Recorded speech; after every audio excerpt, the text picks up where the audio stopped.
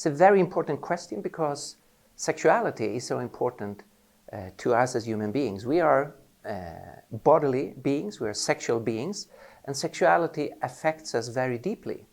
And it's very important for us to think through what does it mean to be a bodily sexual being and what is the right way to express one's sexuality. In our time, the whole issue of homosexuality has come up as a really hot issue. As I see it, the Christian faith, we do not give just an easy yes or no answer to the question of homosexuality. If you want to understand a Christian perspective, you need to understand several different perspectives.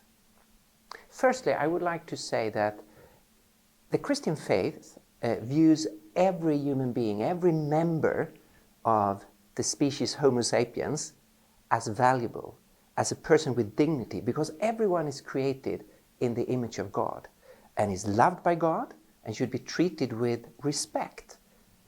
All of us, regardless of who we are, regardless of our history, regardless of our sexuality and our sexual activities or interests or longings, we are on the same, we have the same position, the same status, the same dignity, because we are all created in the image of God. So the Christian faith has a very universal perspective on us as human beings. All of us are included in this high view of who we are. No one is excluded. Secondly, the Christian faith is very clear that we as humans, collectively as humanity and individually, you and me, we are having problems. The biblical word is sin. That something, we have gone astray and something has fell apart within us, and it affects every area of life.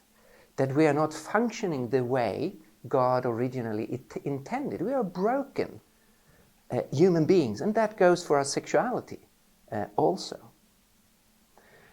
In this respect, the Christian faith is also totally universal.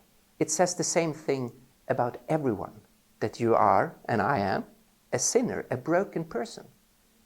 And this means that the Christian cannot look down on anyone else. If you're sitting on the bottom, and that's where the Christian faith places us, you cannot look down on someone else.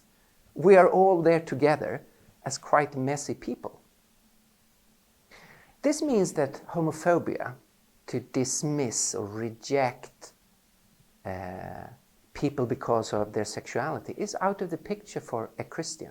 A Christian is called to love and affirm their neighbors. Thirdly, as a Christian, I'm a strong proponent for a free society. So I want people to be free to choose their faith, their way of life, their lifestyle.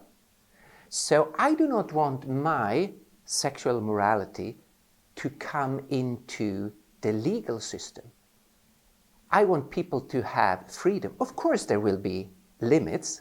We need to protect children. There are things we can unite around, that this need to be outlawed. But within a very broad spectrum, I think we should have freedom to choose our own way and our own life. And then to have the freedom to express one's view and criticize another view. So I can criticize your view and you can criticize my view. But I am a proponent of freedom. Fourthly, since I'm a Christian and thinking about homosexuality, the key question for me will be, what is the will of God? That is, of course, natural. If there is a God who has created everything and who has created us and has designed our bodies, and sexuality is his invention, of course, he has thoughts about this. And since I'm a believer in God, that will be the key question. What was God's intention with our bodies and with our sexuality?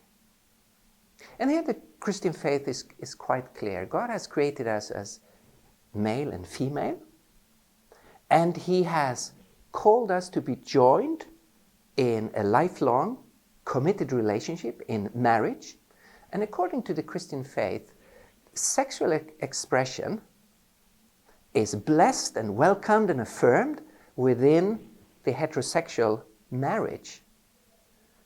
But then the Christian faith says outside marriage there is no place for expressing yourself sexually. Again, it's the same rules for everyone. It's not special rules for certain kinds of people. It's the same rules for everyone. Sexuality belongs to marriage between one man and one woman. And finally, you cannot understand this Christian position on sexuality if you don't understand that we follow a celibate man. Jesus was the most fulfilled human being in world history, and he never expressed himself sexually. He never had any sexual experiences or relationships.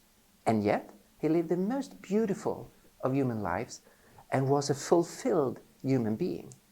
For us as Christians, we have another hierarchy in terms of values.